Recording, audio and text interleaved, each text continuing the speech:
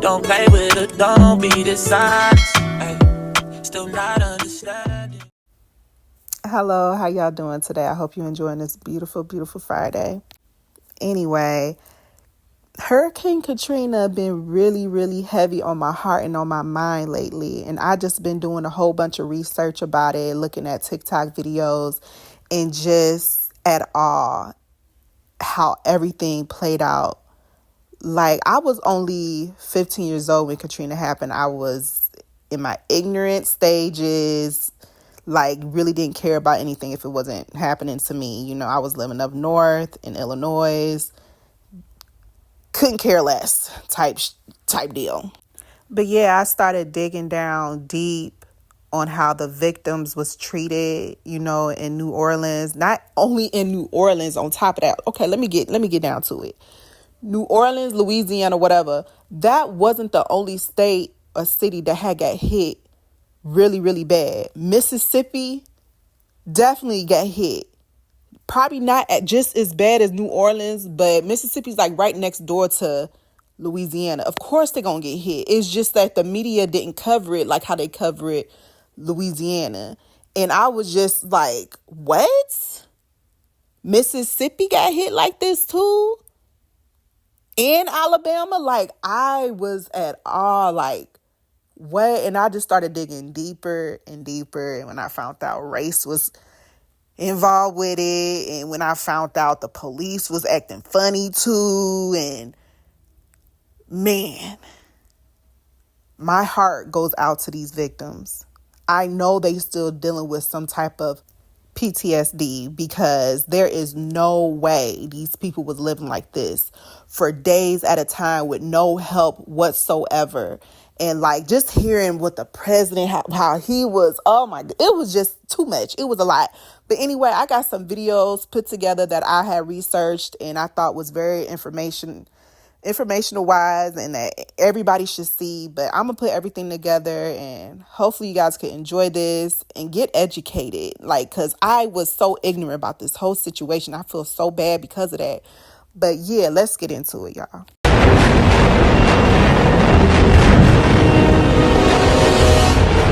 It sounded like a New York City subway train. Others said they thought it was thunder or someone hammering, and in a way it was. It was Katrina hammering away at the roof trying to get in. And then this, the first break visible in the roof. That is daylight coming through, and the rain soon followed. There are reports about the Superdome. Some reports that we have gotten from people in the dome tell us that there has been a portion of the roof that is leaking. The structure is sound. Right now, there is no structural damage. They have moved the people who were on the floor of the Superdome in a very orderly fashion to get them out of the water that's coming through.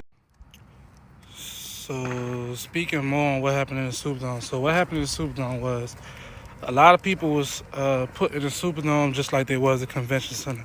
The Superdome was the worst out of the two areas, though. So, in the Superdome, there was no direct area of food.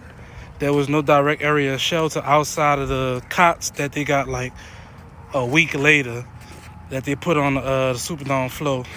But it was just a lot of death, bro. Like, you gotta understand, like, a lot of people didn't have access to their medicine. So, like, a lot of the elderly died just off not having medication, starvation, dehydration. And there was a lot of dumb shit going on in there, bro. Like, people was getting raped, all kind of stuff. Like, I can't even explain, like, the Superdome, bro. The Superdome, if you could ever think about hell being on earth, it was the Superdome when Katrina happened. People was getting shot in the Superdome. People had guns in the Superdome.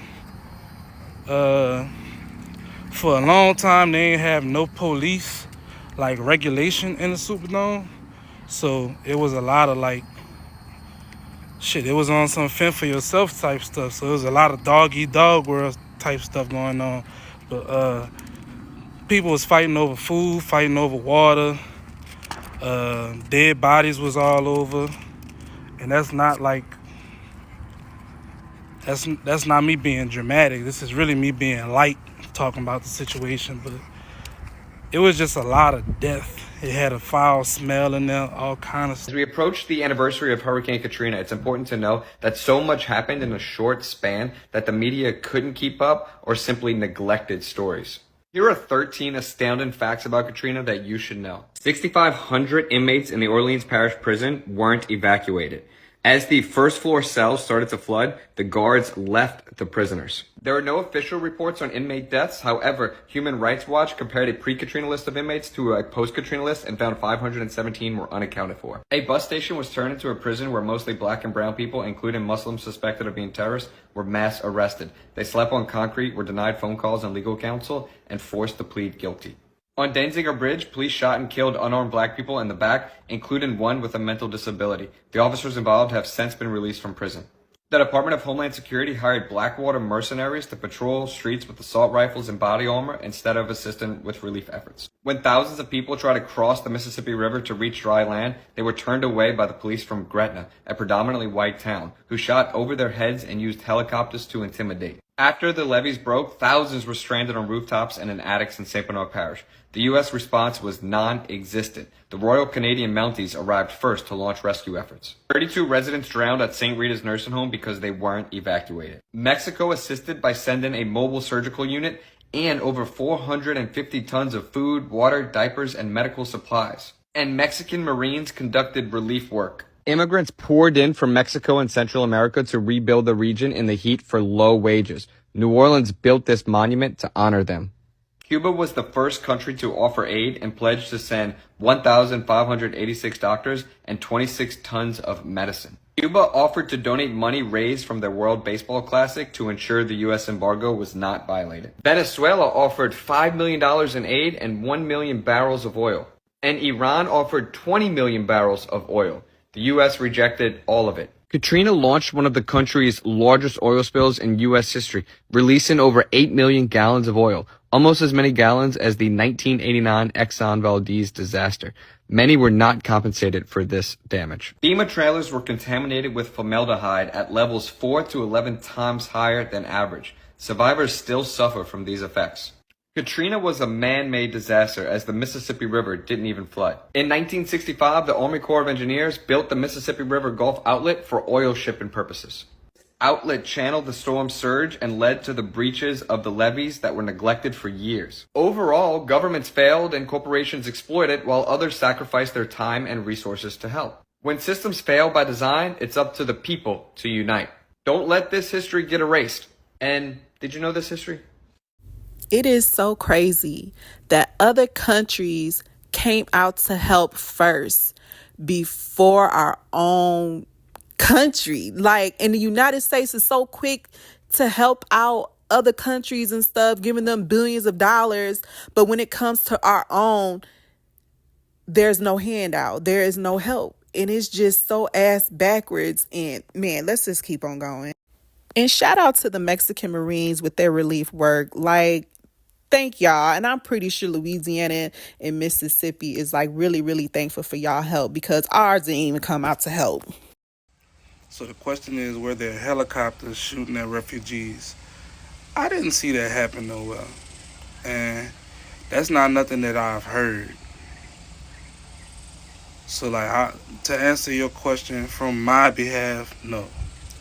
But what they did have was they had Caucasian people that was riding around in boats, and when the water drained, they was riding around in trucks and all that. They were killing people simply because they were black. I don't know if they felt like it was their job to help exterminate black people, but like, that's crazy. Like, you hear that? They rode around and they had boats where they were going to people's houses and they were like trying to execute people, like on some purge stuff. But this is real life. That's why when you talk about the movies, I think a lot of that be true. But I won't make it seem like, Caucasian people just was like super evil, even though the people who did that were definitely super evil. But the same amount of people that they had doing that, they had the same amount of people, if not more, Caucasian people out there trying to help people get out their houses and get to safety. So no, I am not making this video to say white people are evil or nothing like that. But like, they definitely did do that. They definitely did ride around, and they definitely did drive around looking for black people to kill. That's why when Katrina was over, it was to a point to where they told you stay in your house. That's where you was that's where you were safest at. Even though that's not where you were safest at, because you're dealing with mold, you're dealing with mildew, you're dealing with toxic water, you're dealing with all that. But like, it was target practice for them. That's the sad part. On the morning of September 4th, 2005, 6 days after Hurricane Katrina struck New Orleans, members of the New Orleans Police Department claimed to have gotten a call from an officer under fire. Arriving at the Danziger Bridge on the back of a budget rental truck, officers opened fire on a group of unarmed Katrina survivors, shooting and killing 2 civilians, 17-year-old James Brissett and 40-year-old Ronald Madison. 4 other civilians were wounded. All the victims were African American. None were armed or had committed any crime. Madison, a mentally disabled man, was shot in the back. The New Orleans Police Department attempted to cover up the killings, falsely reporting that 7 police officers responded to a police dispatch reporting an officer down, and that at least 4 suspects were firing weapons at the officers upon their arrival. On August 5th, 2011, a federal jury in New Orleans convicted 5 New Orleans Police Department officers of a myriad of charges related to the cover-up and deprivation of civil rights. However, the convictions were vacated on September 17, 2013 due to prosecutorial misconduct, and a new trial was ordered. The Justice Department appealed the decision to vacate the convictions, but a federal appeals court agreed that a new trial was warranted. Then, on April 20, 2016, the 5 former officers pleaded guilty to various charges related to the shooting, and in return received reduced sentences ranging from 3 to 12 years. Some of them even got released for time served. 3 of the officers were white, and 2 are black. And a lot of the victims in New Orleans felt like it was planned. Almost everybody in New Orleans said that they heard a big boom before the floods start rushing in their towns and neighborhoods and stuff and flooding up everything. So they basically saying they believe that, the government or somebody had blew up the levees and caused the flood to happen. What did you basically experience as Katrina came through? Well, the 29th, the wind blew hard. The sheets of rain, and the tree blew down. Well, we couldn't get off the porch. We were stranded. So about the first night we were there, I'm hearing all these things go off on the levee, and I looked at the levee. I said, "What are they doing? Shooting off firecrackers?" He said, "No, blowing up the levee." So you actually heard the explosion? Heard and saw. And then, for the people who were in Louisiana, a lot of them will tell you, you heard a boom, the ground shook, and then they got flooded. And with that being said, they kept telling us that we could not come back, but yet they moved in and took over our hoods in Louisiana. You think that wasn't planned? You really think that wasn't planned? Now, you remember after the storm, we was wondering, like, why is people still there? Well, I was wondering that, like, they all on the news crying and stuff. And I'm like, why won't y'all just leave? Like, they had the buses there for y'all to leave, but there's a backstory to that. See, my ignorance. Then they tried to create this false narrative. That people didn't want to get on the transportation that they provided. That's not true at all. They were sending buses to Houston. They were sending buses to other areas, but what they weren't saying is they were separating people from their families. So people was put in situations to where it'll be 5 people in the family, and they'll be like, well, we only got room for 3. Some of the buses didn't even have a destination. Houston was the main destination, but some of the buses didn't even have a destination. So you got parents going on one bus while they 3 children going on another bus, and when they get to Houston and they ask where's the other bus, they can't even find their kids. They don't know where their kids at. So that's why so many people was not getting on the bus, because they was being displaced from their family. Like, Katrina was enough displacement. They couldn't even go to the same area. And I guess FEMA tried to help at the last minute by offering people trailers to stay in. And man, oh man, FEMA, you should be ashamed of yourself. Then, don't even get me started on FEMA when they actually did give out the trailers. So, like, them trailers was made in mass production, bro, for one. Like, I felt like they didn't do a good job of inspecting or anything like that, because a lot of people got sick when they moved to the trailers. Like, I remember when we lived in our trailer, my eyes was always burning and it was like red. But we wound up moving out because a lot of the trailers had formaldehyde, which is like a clear chemical that's used in a lot of stuff, but it's not meant for you to live in. So a lot of people was getting sick from formaldehyde, and that was in turn having people develop like congestive heart failure, all kind of stuff, because they was living in them trailers for months to damn near a year with poison, damn near. Like, you living with a chemical for all these months, it's going to affect your body. I have never seen a commercial for the victims of hurricane. Go back and watch your video. Go back. Then come back to me, okay? So, TikTok is for entertainment purposes only. I'm just shooting the shit. That's it. Nothing for real. You know? So, my theory is, from being an actual Hurricane Katrina victim, because I was home during Hurricane Katrina. Like, in my house, home, during Hurricane Katrina. We didn't get reparations because it was planned. It was a purposeful thing. We were never supposed to get hit. The hurricane turned and we got hit at the last minute. I.e., how so many people died in their cars trying to get out. Also, all of the people who died from staying in the FEMA trailers because of the exposure that they got from the FEMA trailers, those people never got paid. Their families never got paid. Now, my question is, was this an inside job? Was they trying to kill off these people to move them like out of the area so they could start over and start fresh with that new land? It is just so sickening. Like, I hate to even have that thought, because it's like, if so, there is some evil-ish that's going on this earth. Like, this cannot be real. And for our President Bush, to call these Americans refugees, like, why would you refer them to as refugees? Because they don't have a home to go to because of the weather, like, destroyed their home. And, like, it's sickening. Now I understand why Kanye said what he said. Thing they can. We already realize a lot of the people that could help are at war right now, fighting another way, and they've given them permission to go down and shoot us. And subtle, but in even many ways more profoundly devastating, is the lasting damage to the survivors' will to rebuild and remain in the area. The destruction of the spirit of the people of southern Louisiana and Mississippi may end up being the most tragic loss of all. George Bush doesn't care about black people. Please call. In the past few days, America. And here is President Bush's response, y'all.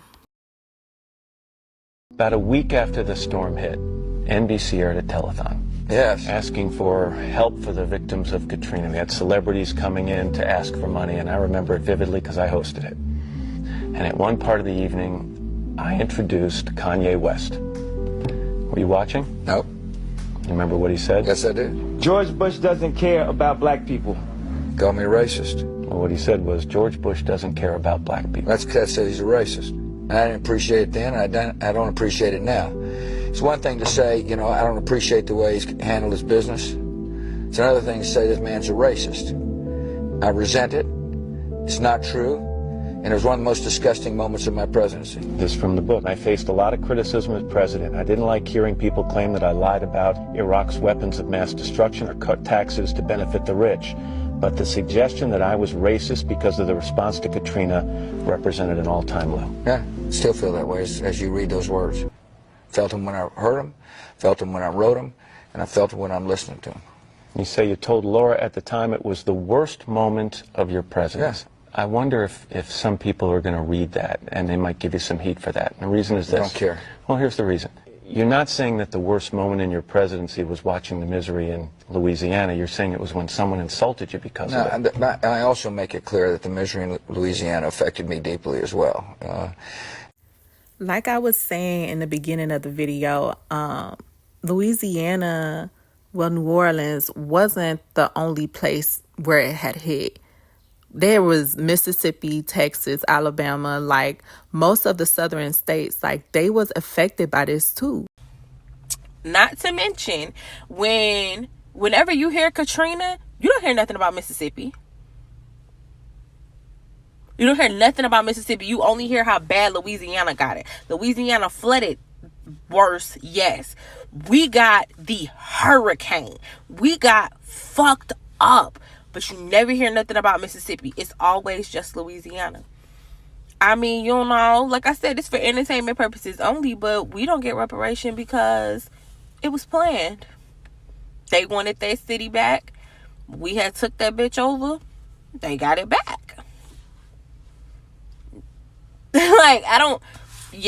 Talk to a real Katrina victim. Not to mention how they separated parents from their kids so that you didn't go back to Louisiana because you were so busy trying to find your child. Because you had mothers that was in Arkansas but kids that was in Texas. But they don't talk about that neither. Yeah. Talk to a real Katrina victim. We could tell you some shit that they did not show you on TV. And let's remember how they called us refugees. But talk to a real Katrina victim. Talk to one of us. And sis is not lying. Like, listen to the Katrina victims. That's the real truth.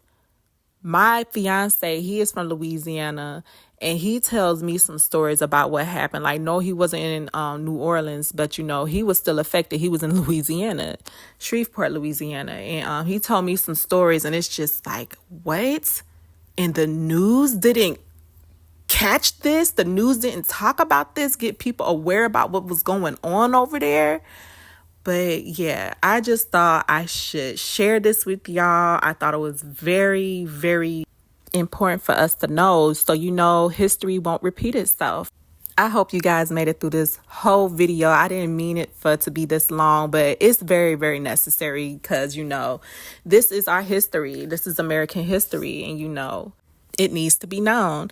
But thank you guys for watching. Please like and subscribe, and please comment down below what else you guys want me to hit on, because I love doing research. I love diving deep down onto things, and even though it's the nasty truth, we need to know, you know, I'm willing to go there.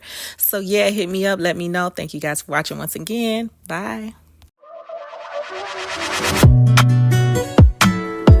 Don't play with it, don't be dishonest. Ay, still not understanding.